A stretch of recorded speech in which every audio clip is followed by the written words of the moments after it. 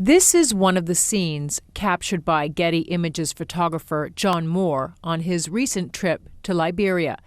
It was taken in an isolation ward for people with Ebola symptoms. There were dead bodies in the same room with living people. And as one man tried to walk out to another room, he was very sick, and he stumbled and fell down and hit his head.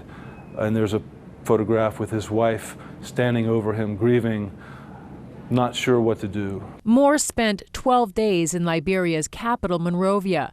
His lens was mainly focused on West Point, a slum that is home to more than 75,000 people that was recently quarantined in an attempt to contain an Ebola outbreak. Here he captures the plight of a young boy named Sa Exco. I found him on a street one day surrounded by people who were afraid to touch him. Eventually, he was taken to a hospital that night, an isolation ward in another part of town. He survived the night and then died the next day. Moore has seen his fair share of misery. In his 25-year career as a photojournalist, he has covered numerous wars and natural disasters. In a spot news environment, you shoot pictures of what's happening in front of you. But when it's a more sensitive environment, in people's homes, in isolation wards, you try to get some sort of consent, because people are in one of the most difficult times of their lives, and I don't want to make it harder for them.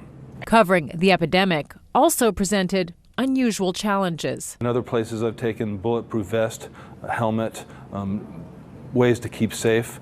In this particular occasion, I bought anti-contamination suits. We'd go into these infected places, and when I came out, all the pieces came off in a specific order as well. The gloves, the coveralls, and I was being sprayed down with disinfectant the whole time in order to make sure that I did not contaminate myself. And to ensure he didn't contract the virus and transmit it to anyone, Moore put himself into a semi-quarantine when he returned home to New York. For 10 days, he refrained from hugging loved ones and shaking hands just to be extra careful. Karina Huber, CCTV, New York.